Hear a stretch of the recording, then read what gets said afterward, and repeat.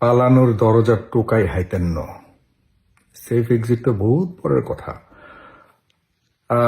Doctor Mohammad ইউনূসের নেতৃত্বে যে সরকার রয়েছে সেই সরকারের যারা উপদেষ্টা রয়েছেন কান খুলে শুনে রাখুন, আপনারা পালাবার দরজা খুঁজে পাবেন না।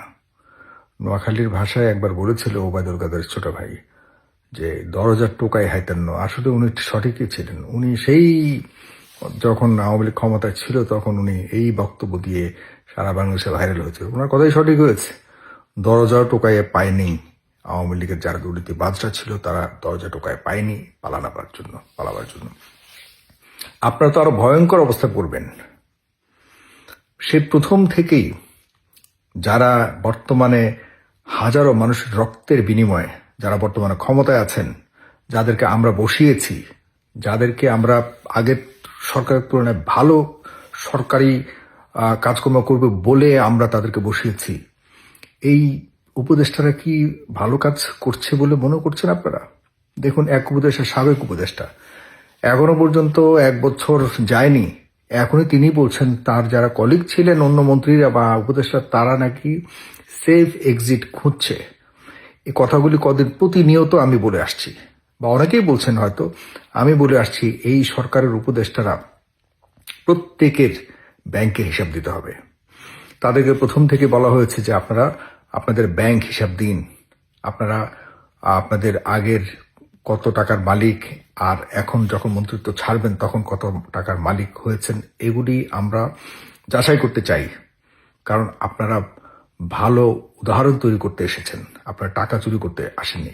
এখন পর্যন্ত কোনো উপদেষ্টা এই দাবি পূরণ করেনি বা এ আহ্বানে সাড়া দেয়নি। কেন?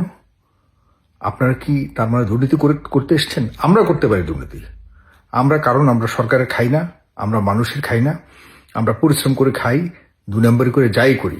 সাধারণ মানুষ, কোটি কোটি মানুষ করুক গা, কিন্তু আপনারা করতে পারবেন না। বিকজ আপনারা সরকারে আছেন, আপনাদেরকে বেতন দেওয়া হয়, আপনারা সরকারের মানে আমরা যারা রক্তের এই প্রায় হাজার হাজার মানুষের রক্তের বিনিময়ে আপনাদেরকে এখানে বসানো হচ্ছে, আপনারা কমিটেড টু দ্য নেশন, আপনারা কোনোভাবেই ছাড় পাবেন না। শুধুমাত্র উপদেষ্টা নন, উপদেষ্টার আশপাশে যেসব শিকি আদুলি টাদুলি আছেন, এই পেশ সচিব, মেশ সচিব থেকে শুরু করে যতগুলি আছেন, সবার অ্যাকাউন্ট চেক করা হবে। আপনারা মনে করবেন না যে এখন থেকে আপনারা ওই সম্ভাব্য যেসব রাজনৈতিক দল আছে ক্ষমতায় আসবে তাদের সাথে ভালো ভালো সম্পর্ক রেখে তাদের সাথে একদম খুব দহরম মহরম হাই প্রোফাইলের যারা নেতারা আছে তাদের সাথে বিমানে বসে সেলফি তুলে বা তাদের সাথে খুব ভালো সম্পর্ক, লেনদেনের সম্পর্ক করে পরবর্তীতে আপনারা পার পেয়ে যাবেন। ভুলে যান, আপনাদেরকে ছাড়া হবে না। আই মিন ইট, আপনাদেরকে ছাড়া হবে না, আপনারা মাথায় রাখবেন, ঠিক আছে? এখন সেফ এক্সিটের এমন হুমকি একজন সাবেক উপদেষ্টা দিয়েছে নাহিদ। সে নিজে কতটুকু ভালো মন্দ করেছে সেটি সে যদি দেখাতে পারত, সে যখন মন্ত্রিত্ব ছাড়লো তখন যদি সে দেখাতে পারত যে সে কি অবস্থায় ছিল, কি অবস্থা নিয়ে সে বেরিয়েছে, তার আর্থিক অবস্থা কি ছিল, তার বিষয়ে, তার বাবার ব্যাপারেও কিন্তু অভিযোগ উঠেছিল। আমরা কিন্তু সেটিকে গুরুত্ব দেইনি, সেটিকে আমরা বলেছি একটি হয়তো মিথ্যা প্রপাগান্ডা ছড়ানো হচ্ছে।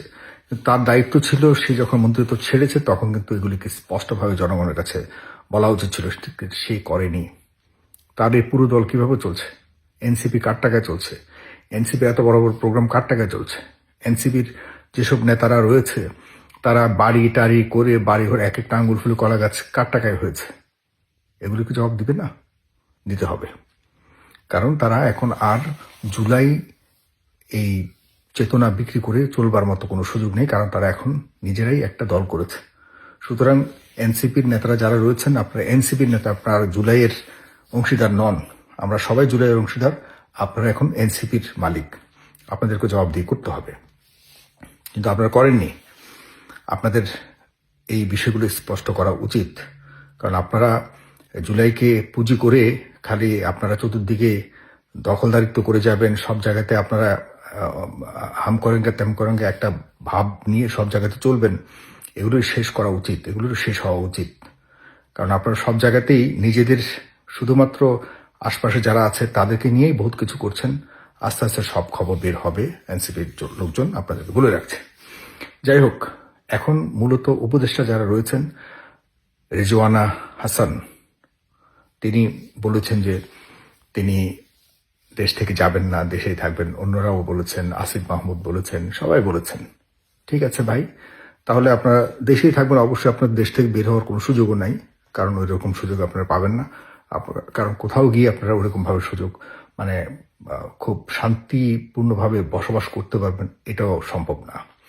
কারণ আপনারা আইসোলেটেড হয়ে গেছেন বর্তমানে।